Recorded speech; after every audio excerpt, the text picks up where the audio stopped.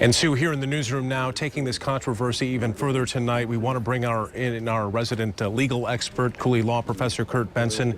Curt, we have a lot of legal questions surrounding this. We'll get to that in a moment. First, though, I want to play a piece of tape here. This is an allegation made today by the Reverend Al Sharpton, who was speaking on behalf of Michael Brown's family. Let's listen in. Last night, the prosecutor was not announcing whether there was probable cause. He was announcing the acquittal of the officer because he tried him rather than investigate him. And that is a miscarriage and a misuse of the grand jury system. That's the Reverend Al Sharpton there, claiming the prosecutor basically tried the officer and then found him not guilty rather than to see if there was enough evidence to bring him to trial. Curt Benson, there's a lot of armchair quarterbacking here on what the prosecutor did or did not do in this case. How do you see those allegations, though, that the grand jury somehow was the judge, jury, and executioner in this whole thing? Well, the grand jury's role is to determine one thing. Is there sufficient evidence to bring charges? And when the grand jury says no, the grand jury says no. It's a very one-sided affair. The defendant is not represented. The prosecutor puts on, quote, his best case, and if it comes up short, he says, look, I've sent this to either 16, 23 jurors, depending on their system down there. I presented my best case, and they say it's insufficient to even establish probable cause, much less beyond a reasonable doubt.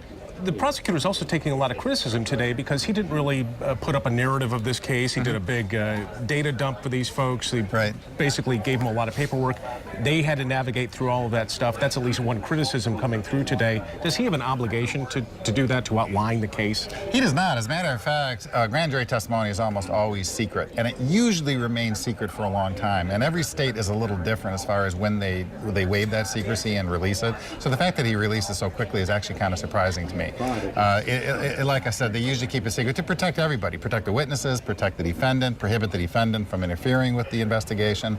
So secrecy is an important part of grand jury. And the prosecutor here is kind of stuck in betwixt and in between, because on the one hand, he's accused of not being transparent. It's all done in secret, and yet it's designed statutorily to be secret. And then he comes out and says, well, here's why we didn't indict. And then he's accused of trashing the victim. And so really, he's in a no-win situation. The best he can do is get it out there and hope for the best. You want to get it out there, but it was up to the prosecutor, I guess, to decide when he got it out there. Right. And a lot of people are criticizing that decision for waiting so late in the evening.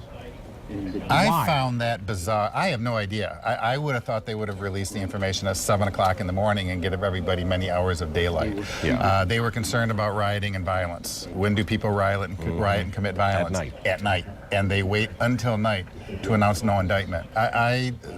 All day long yesterday, I was puzzling over that, and I remain puzzled today. It's one of the tricky ones in this whole situation, but a lot of missteps in this situation. Yeah. A lot of missteps, and this maybe chalk that up to yet one more misstep.